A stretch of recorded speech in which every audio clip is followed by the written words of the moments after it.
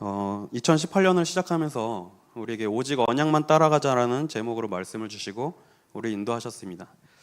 벌써 2018년이 3분의 2가 지나갔어요. 이제 9월달이 시작되고 3분의 1이 이제 남아 있는데 우리 가족 수련회까지 마치고 목사님께서 중요한 방향을 우리에게 말씀을 통해서 보여주셨어요. 그래서 우리가 말씀을 통해서 좀 중요한 부분을 정리를 해야 되겠습니다.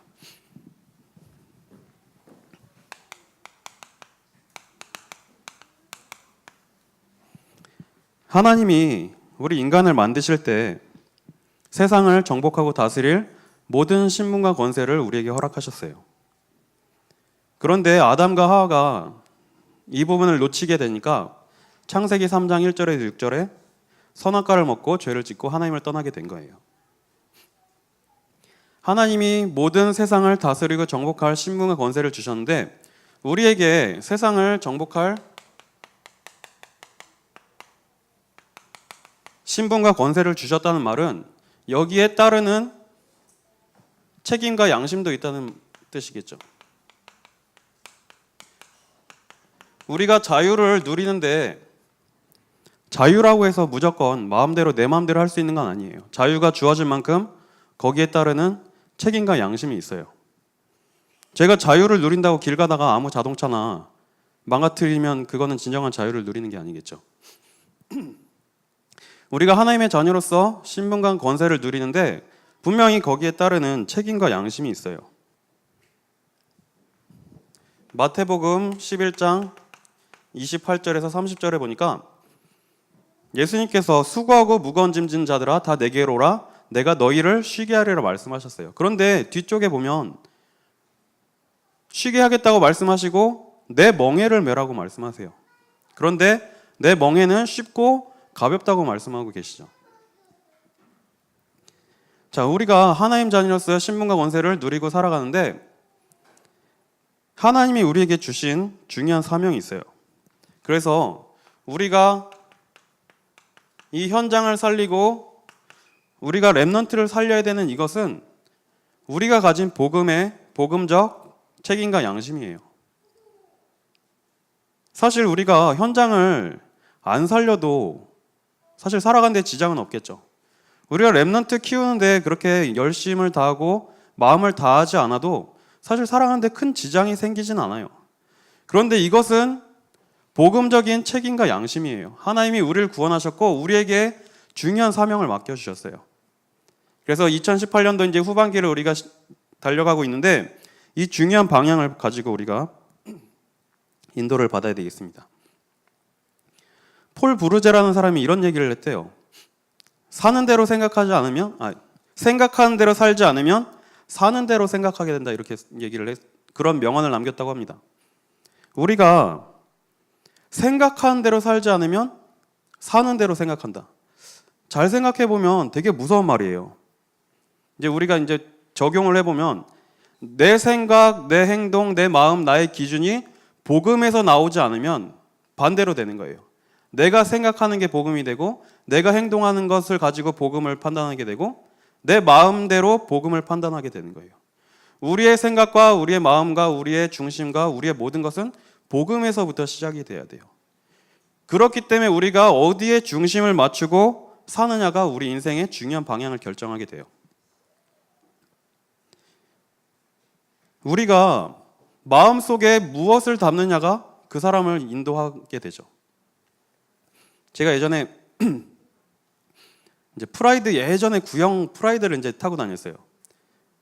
근데 이제 어느 날 이제 모닝으로 차를 바꾸게 됐어요.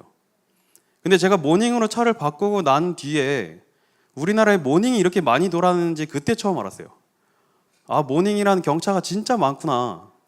그러면서 요 앞에 그릴 모양 봐도 이건 구형 모닝, 뭐 요건 신형 모닝, 이건 올류 모닝. 그리고 이건 몇 년식이고 이건 몇 년식이고 그게 구분이 되는 거예요. 제 마음속에 모닝이라는 이게 안 들어가 있으면 안 보여요. 그렇게 많은 모닝들이 길거리를 지나다니는데 제 마음속에 안 들어있으면 안 보이는 거예요. 그렇게 본다면 우리가 보는 것을 생각하는 것보다 생각하는 것을 보는 게 더 많아요. 그럼 왜 이런 말씀을 드리느냐? 우리가 현장과 렘넌트라는 관심을 가지고 보지 않으면 안 보여요. 그런데 이것을 마음의 중심에 담고 이 방향으로 인도받으려면 내가 가야 될 현장, 내가 살려야 될 렘넌트들이 보이기 시작하는 거예요. 그래서 우리가 마음의 중심에 무엇을 담고 인도받을지 우리 말씀을 통해서 우리 같이 좀 확인했으면 좋겠습니다.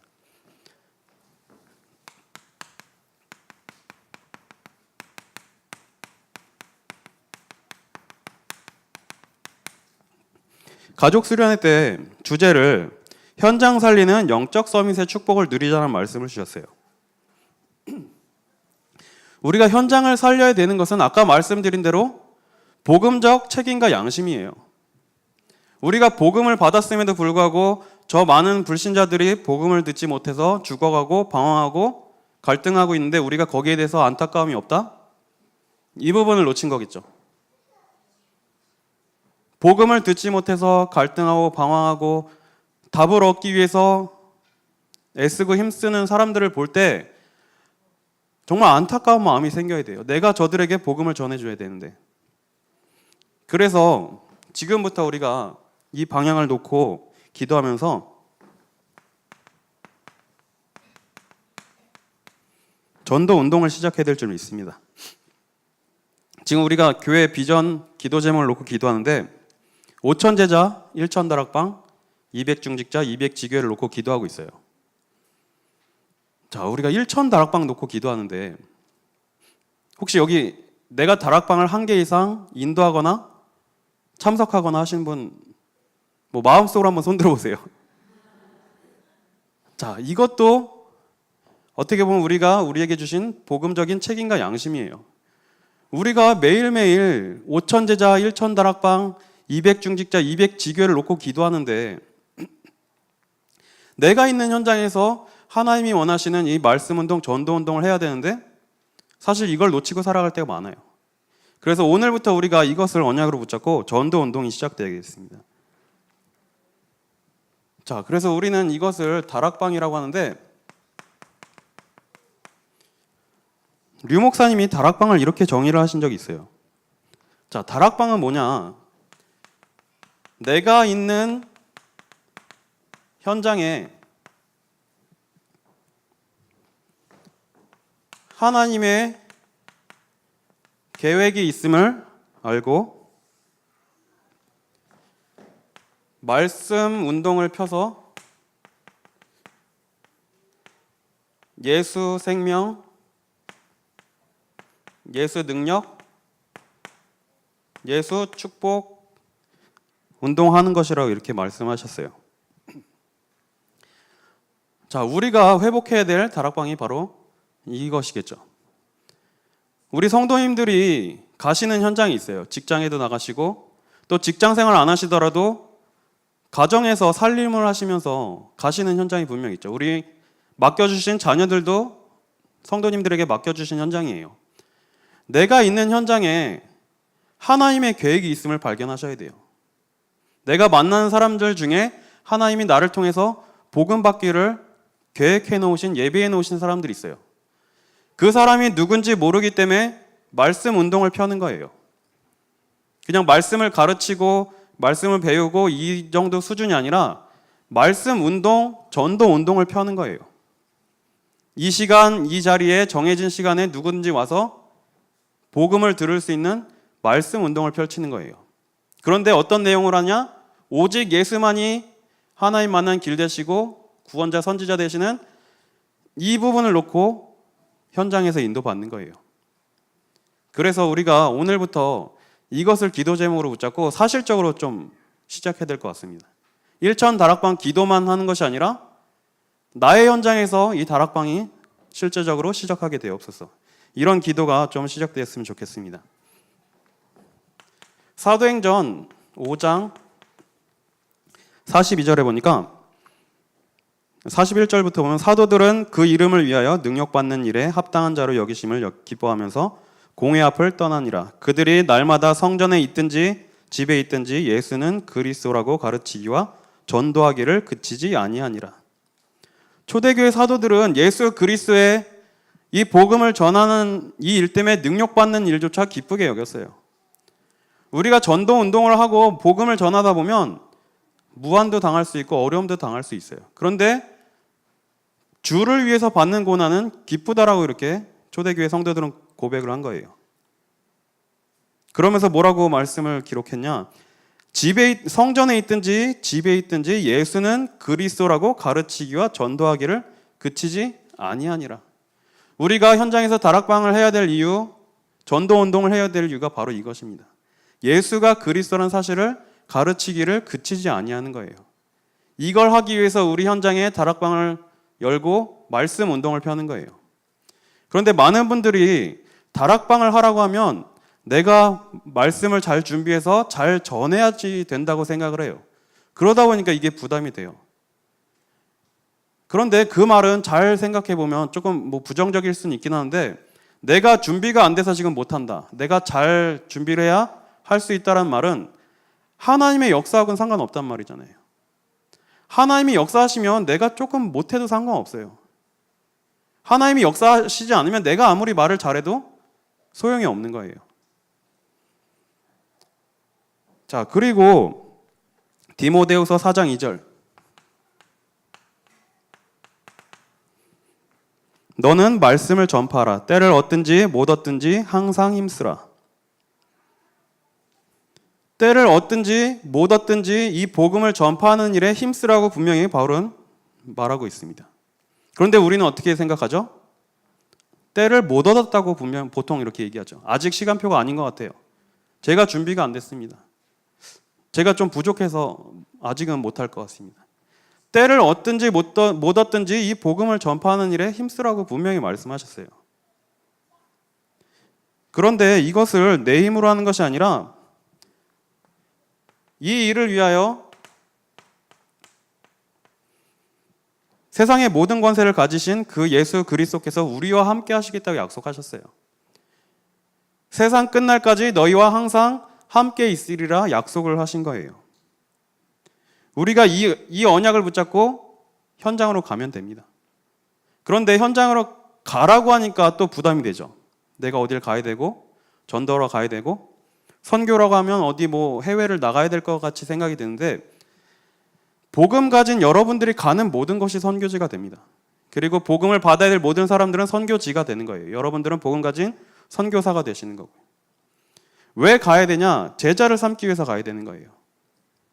왜 세례를 베풀어야 되죠? 제자를 삼기 위해서 세례를 베푸는 거예요. 제자를 삼기 위해서 내가 너희에게 가르쳐 분부한 것을 모든 것을 지키게 하라라고 말씀하셨죠. 우리의 방향은 제자를 찾는 일에 맞춰야 될 줄 믿습니다. 자, 그래서 다락방은 99% 버려진 불신 현장에 방향을 맞추는 거예요.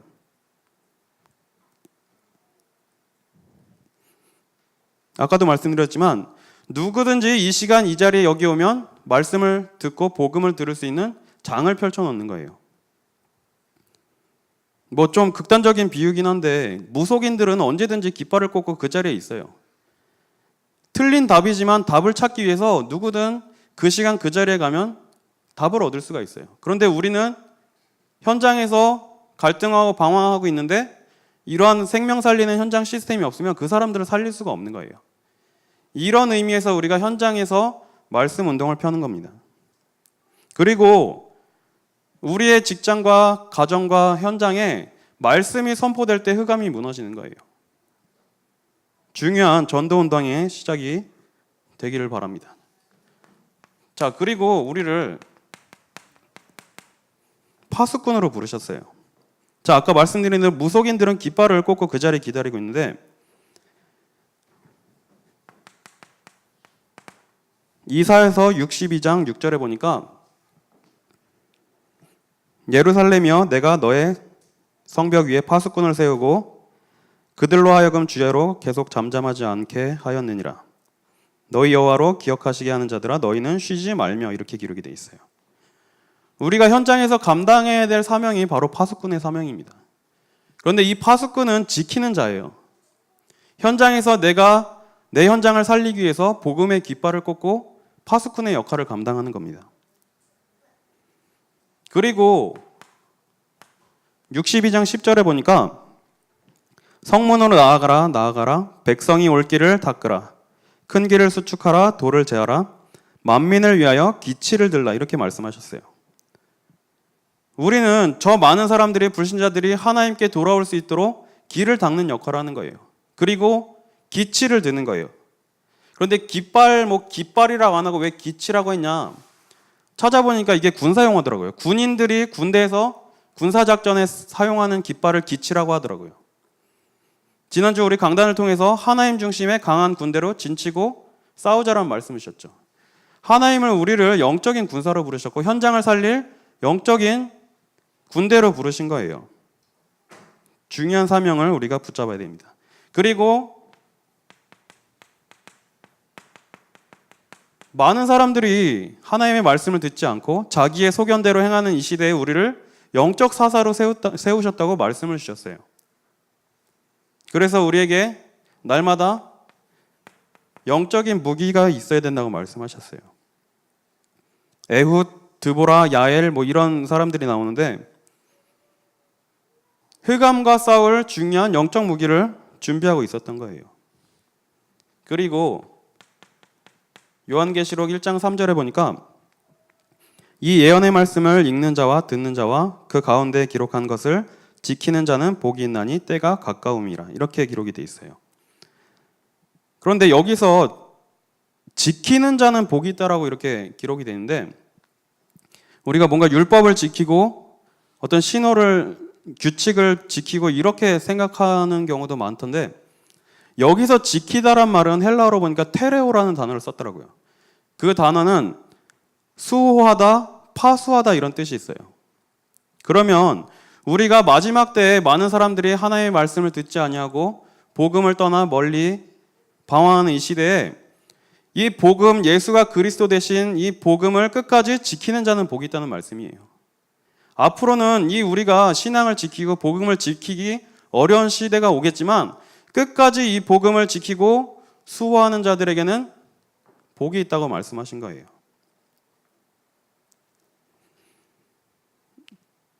제가 이제 교역자 생활을 그렇게 오래 한 건 아니지만 그래도 많은 분들을 이렇게 보는데 많은 분들이 변하더라고요. 잘 돼도 변해요. 그리고 안 돼서 어려워도 변하더라고요. 저는 그래서 그것을 보면서 하나님 저는 잘할 수 있는 능력 없습니다. 잘할 수 있는 어떤 재주도 없습니다. 그런데 끝까지 제가 죽는 날까지 이 전도운동 하는 데 있어서 중심만 변하지 않게 하옵소서라고 기도 제목을 갖고 기도하고 있어요. 복음의 깃발을 꽂고 현장에서 끝까지 변하지 않는 전도 제자로 서시기를 기도하겠습니다. 그리고 우리를 현장 살릴 사역자로 부르셨어요. 목사님께서 강조하셨죠. 우리 모든 교인, 모든 성도님들이 다 사역자화가 되어야 된다고 말씀하셨어요. 자, 여기서부터 또 부담이 되죠. 내가 사역자가 되어야 되냐. 하나님은 분명히 시대마다 이 복음을 회복하기 위하여 준비된 사람을 부르셨어요. 그래서 하나님은 모세를 부르시면서 가서 말씀을 전하라고 부르셨는데 모세는 뭐라고 하죠? 계속해서 못한다고 하죠. 저는 입이 뻣뻣하고 혀가 둔하고 말 잘 못합니다. 제가 누구이간데 거기를 가겠습니까? 하나님은 계속해서 말씀하세요. 내가 하겠다. 너는 가서 전하기만 해라. 네가 하는 거 힘들면 형 아론 붙여줄게. 같이 가서 해라. 우리가 이런 모습일 수가 있어요. 하나님 저는 아직 못합니다. 저 말 잘 못합니다. 부족합니다. 하나님이 하시겠다고 분명히 말씀하셨어요. 그래서 10절에 보니까 이제 내가 너를 바로에게 보내어 너에게 내 백성 이스라엘 자손을 애굽에서 인도하여 내게 하리라. 모세가 하나님께 아뢰되 내가 누구이기에 바로에게 가며 이스라엘 자손을 애굽에서 인도하여 내리이까. 하나님이 이르시되 내가 반드시 너와 함께 있으리라. 네가 그 백성을 애굽에서 인도하여 낸 후에 너희가 이 산에서 하나님을 섬기리라. 이것이 내가 너를 보낸 증거니라 분명히 말씀하셨어요. 우리를 사역자로 부르셨는데 내가 너와 함께 하겠다고 이 약속을 주고 부르신 거예요. 우리 능력을 하라는 그런 말씀이 아니에요.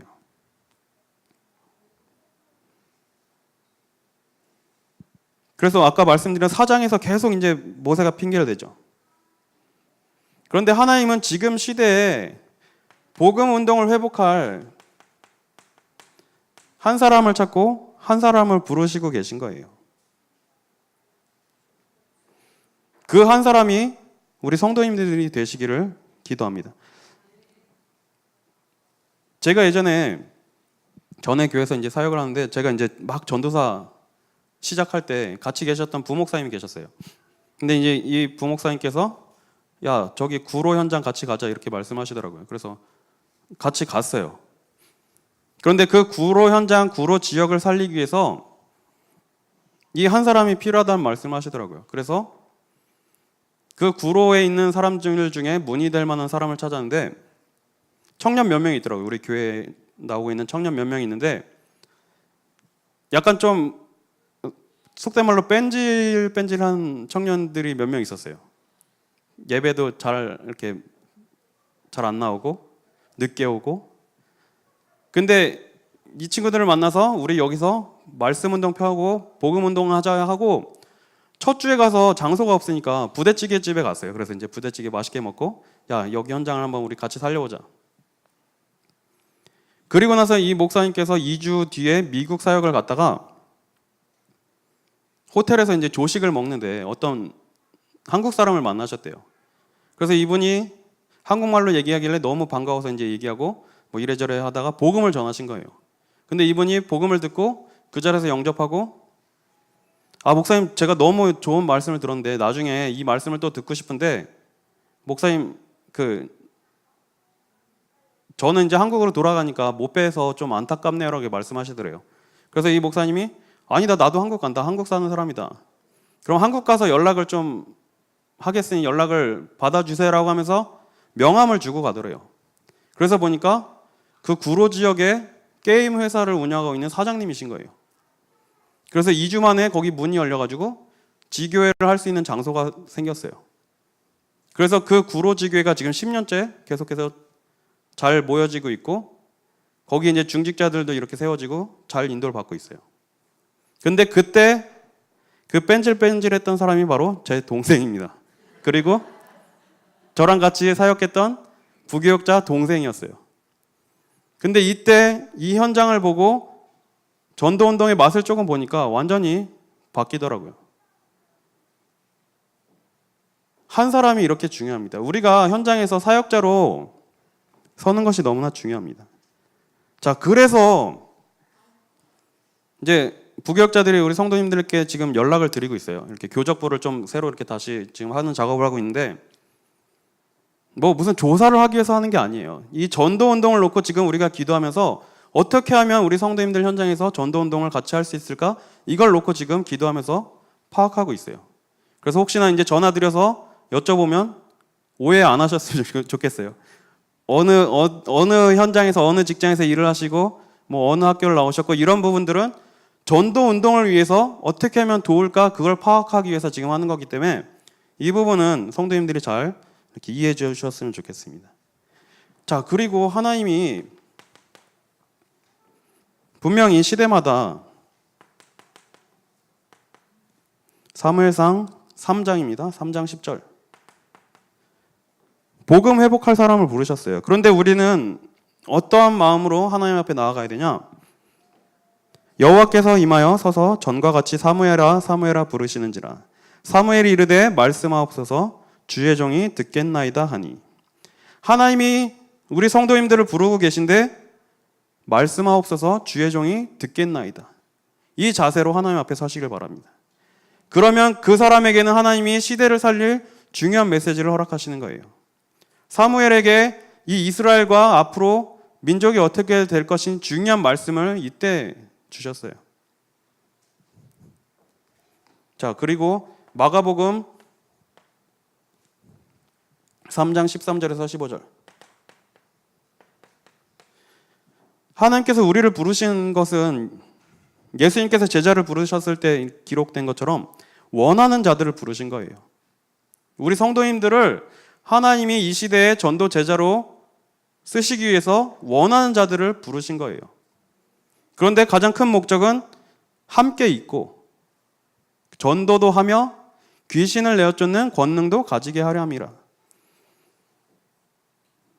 이 언약을 붙잡고 나가는 우리 성도님들 현장에 전도도 되며 귀신이 내어 쫓기는 흑암이 무너지는 그런 중요한 역사가 일어날 줄 믿습니다.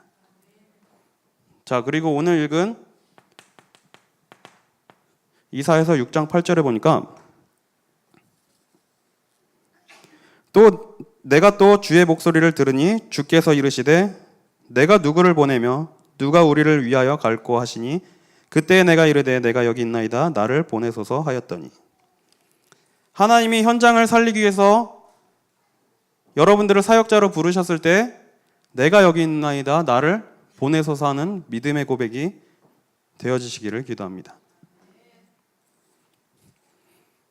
그리고 두 번째로 우리가 현장을 살리는 시스템을 세우고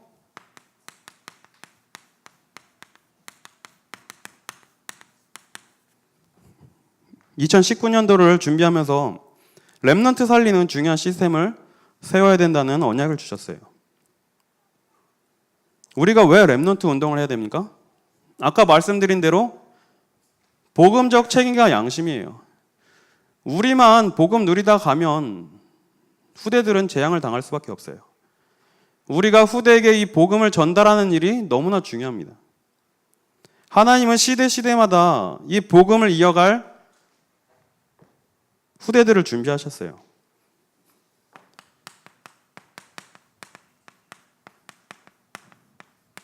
그래서 우리는 이 그루터기 운동을 해야 되는 것입니다. 이사야 6장 13절에 보니까 그 중에 10분의 1이 아직 남아있을지라도 이것도 황폐하게 될 것이나 밤나무와 상수리나무가 배임을 당하여도 그 그루터기는 남아있는 것 같이 거룩한 씨가 이 땅에 그루터기니라 하시더라. 시대가 망하여지고 점점 어려워지고 멸망길로 가지만 하나님은 준비하신 렘넌트를 통해서 다시 이 복음을 회복하기를 원하시는 거예요. 그렇기 때문에 우리 교회가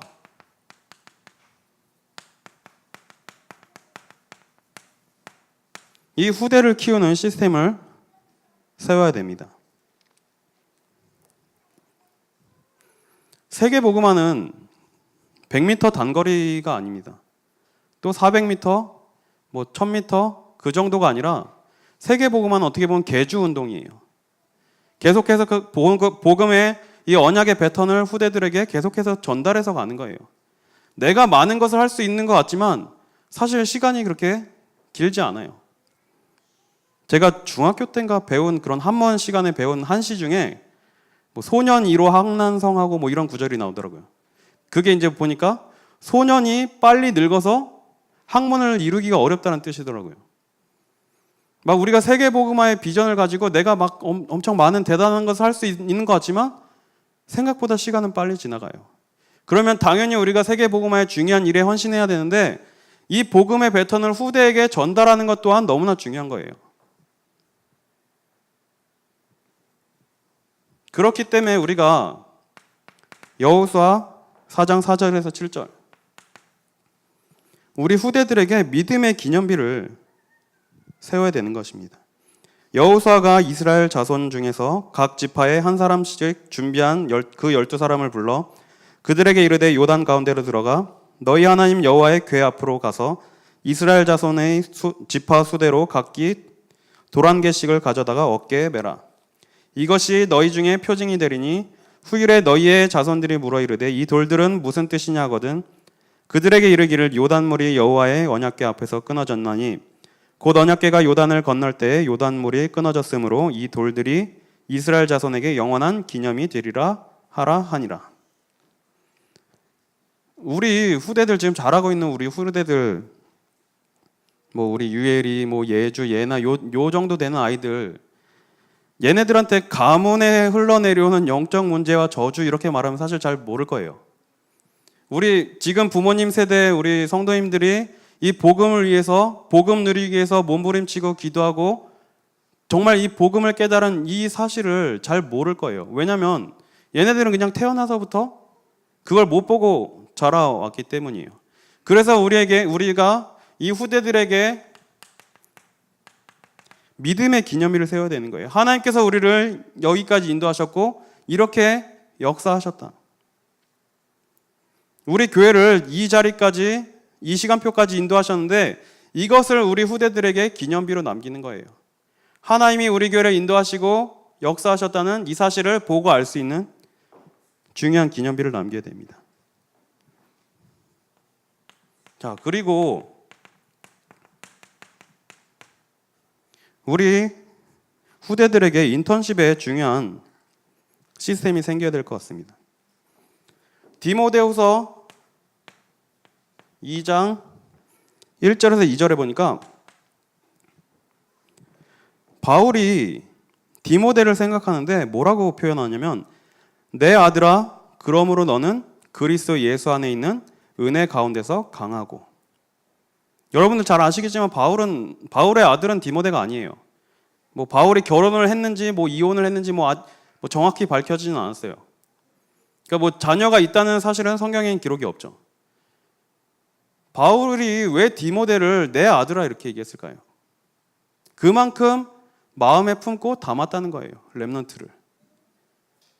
여러분들 마음속에 지금 담고 계신 렘넌트가 있습니까? 우리 후대들을 지금부터 마음에 담고 기도하셔야 돼요. 왜 그래야 되냐? 2절에 보니까 또 네가 많은 증인 앞에서 내게 들은 바를 충성된 사람들에게 부탁하라. 그들이 또 다른 사람들을 가르칠 수 있으리라. 내게 들은 바를 충성된 사람들에게 부탁하고 전달할 수 있는 이런 후대를 키우는 것이 바로 인턴십이에요. 제가 아는 어떤 중직자분이 이제 사업을 하시는 분이 있는데 매년 저에게 이제 물어보세요. 여름 시즌이 되면 혹시 학생들 중에 WRC 가고 싶은데 렘넌트 대회 가고 싶은데 못 가는 학생이 있냐? 있으면 이제 자기한테 살짝 얘기를 해달라고 그렇게 말씀하시더라고요. 그런데 그냥 무조건 뭐 돈이 없어서 집안이 힘들어서 이런 친구 말고 진짜 가고 싶은데 기도하고 있는데 못 가는 친구들이 있으면 그런 친구를 좀 이렇게 연결해 달라고 해서 매년 그렇게 렘넌트를 도와서 WRC에 참석을 시키시는 분이 있었어요. 근데 나중에 그분의 딸이 이제 커가지고 취직하고 돈을 벌기 시작했는데 뭐 두 분, 뭐 딸하고 엄마하고 얘기했는지 모르겠는데 저한테 또 와가지고 얘기하더라고요. 주목님, 제가 올해 한 명은 렘넌트 대회 보내는 걸 책임지겠습니다. 자, 우리가 돈이 있어서 뭐 렘넌트를 키우고 돕고 이게 아니에요. 중심인 거예요. 내 아들아라고 말할 정도로 놓고 기도하고 키우는 렘넌트예요. 자, 아까 그 중직자분과 그 딸 얘기를 했는데 우리 렘넌트들에게는 잘 가르쳐서 되는 게 아니에요. 보여주면 되는 거예요. 우리 성도님들이 전도자의 삶을 사시면 자녀들은 그대로 따라갈 수밖에 없어요. 후대를 키우고 후대를 세우는 일에 이 헌신하는 모습을 보고 자라면 그대로 갈 수밖에 없는 거예요. 그래서 우리 중직자분들이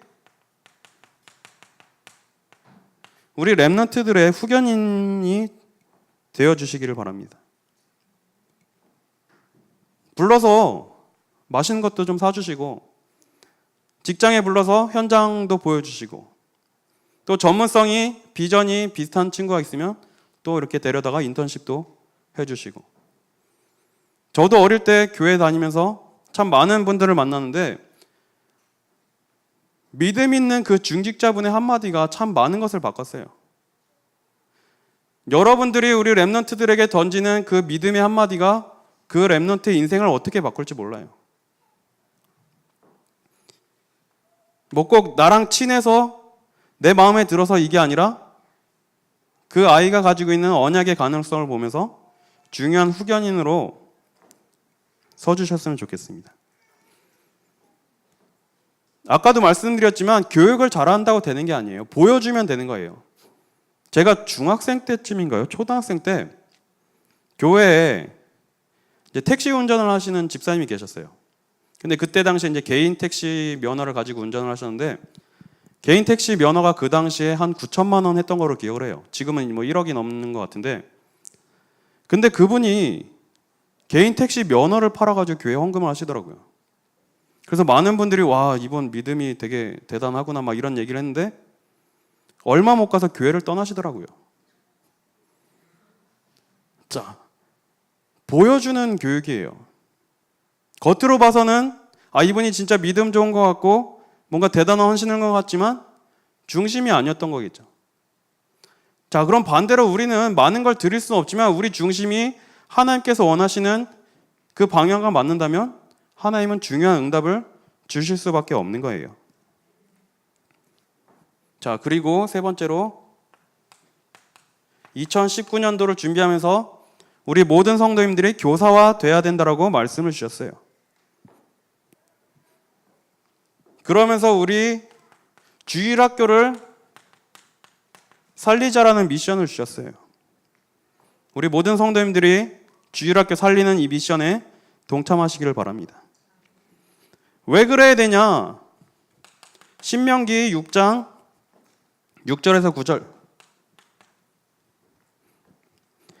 오늘 내가 내게 명하는 이 말씀을 너는 마음에 새기고 내 자녀에게 부지런히 가르치라. 집에 앉아있을 때든지 길을 갈 때에든지 누워있을 때에든지 일어날 때에든지 이 말씀을 강론할 것이며 너는 또 그것을 내 손목에 매어 기호를 삼으며 내 미간에 붙여 표로 삼고 또 내 집 문설주와 바깥문에 기록할지니라. 하나님의 말씀을 부지런히 가르치라고 분명히 말씀하고 계세요. 왜 부지런히 가르쳐야 되냐? 이 언약이 우리 후대에서 끊어지면 끝나는 거예요. 이 언약이 바르게 전달되지 않으면 후대들은 재앙 속으로 들어갈 수밖에 없어요. 실제로 출애굽했던 이스라엘 백성들이나 사사기 시대의 그런 이스라엘 백성들은 하나님 말씀을 붙잡고 언약을 붙잡고 복을 누리고 잘 가다가도 이 언약이 끊어지는 순간 재앙을 당하게 되는 거예요. 하나님이 다시 이 복음을 회복시키기 위해서 이웃 나라를 들어서 이스라엘을 치셨죠. 우리가 교사로 헌신해야 될 이유가 뭐냐? 우리 렘넌트들에게 하나님의 말씀을 부지런히 가르치기 위함입니다. 그리고 디모데후서 3장 14절. 그러나 너는 배우고 확신한 일에 거하라. 너는 내가 누구에게서 배운 것을 알며 이렇게 기록이 돼 있어요.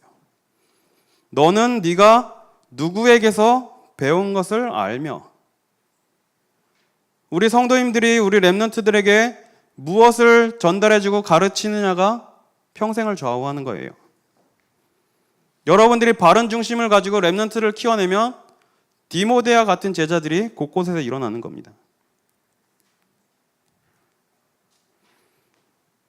이스라엘 백성들이 요셉 시대에 VIP 대우를 받으면서 애굽으로 갔어요.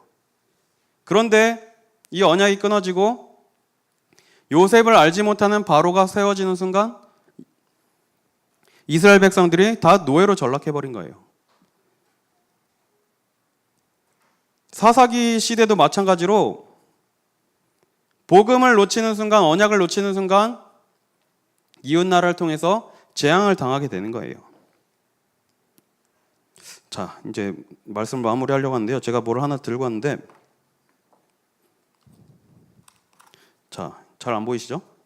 제가 이제 고등학교 3학년 때 저를 가르쳐 주셨던 선생님이 저에게 이제 매주 이렇게 편지를 써가지고 주일마다 이렇게 편지를 주셨어요.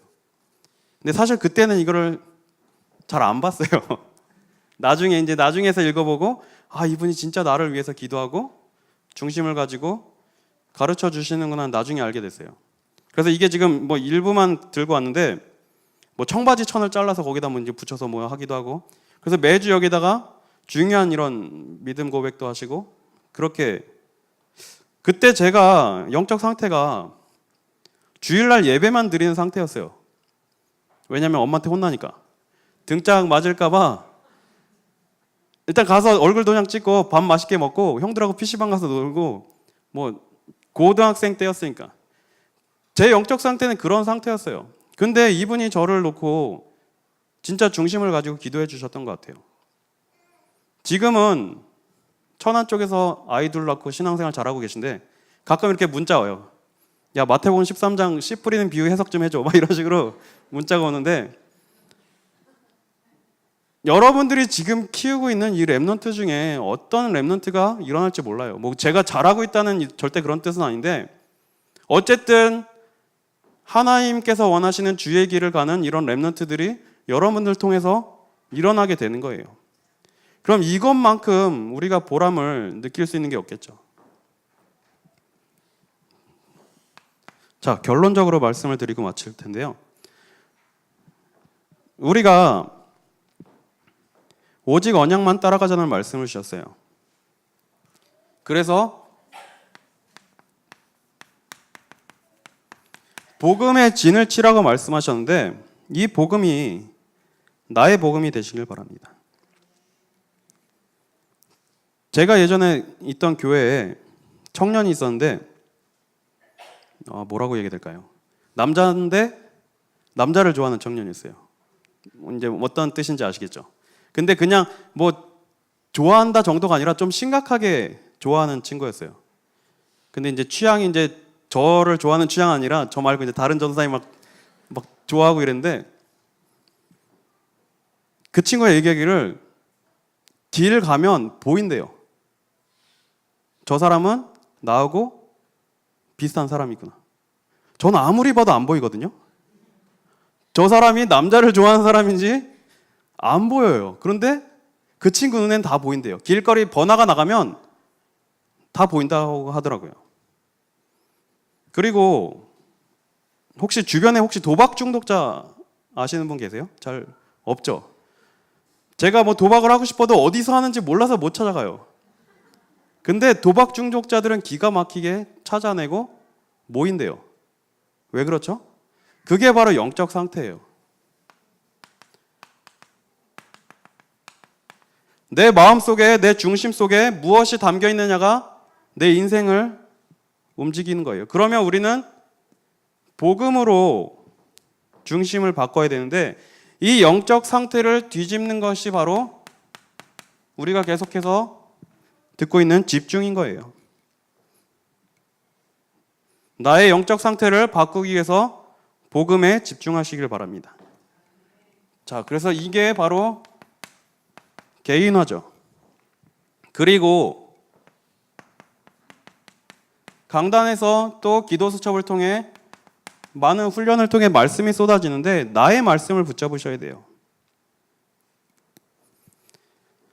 어쨌든 하나님은 우리를 늘종교의 성도로 불러주셨고, 우리 늘종교의 강단을 통해서 말씀을 주고 계세요. 우리가 이 말씀의 흐름을 따라가는 것이 하나님의 인도를 받는 거예요. 왜냐? 하나님이 정하신 원리예요.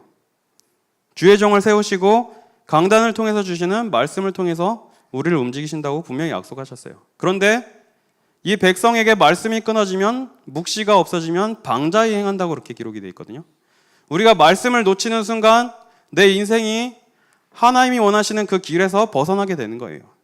그렇기 때문에 우리가 말씀을 붙잡아야 되는데, 자, 이게 바로 교회화겠죠. 자, 그리고 마지막으로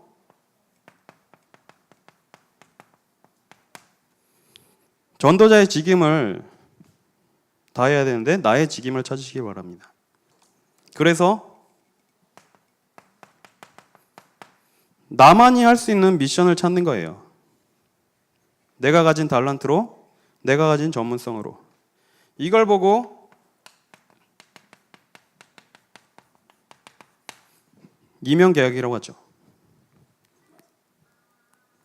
그래서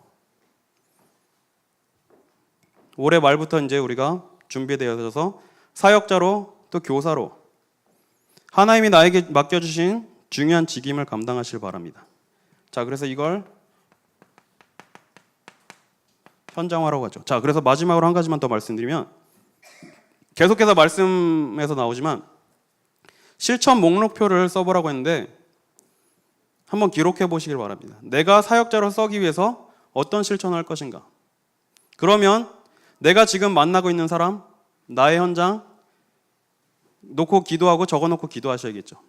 내가 다락방을 어떻게 시작할 것인지, 말씀 운동을 어떻게 시작할 것인지, 이 부분을 놓고 이제부터 적어놓고 기도가 시작되시길 바랍니다. 그리고 교사로 내년에 내가 어느 부서에 렘넌트들을 돕고 살릴 것인지 이 부분도 지금부터 적어놓고 기도가 시작되시길 바랍니다. 한 주간 말씀 붙잡고 승리하시기를 기도하겠습니다.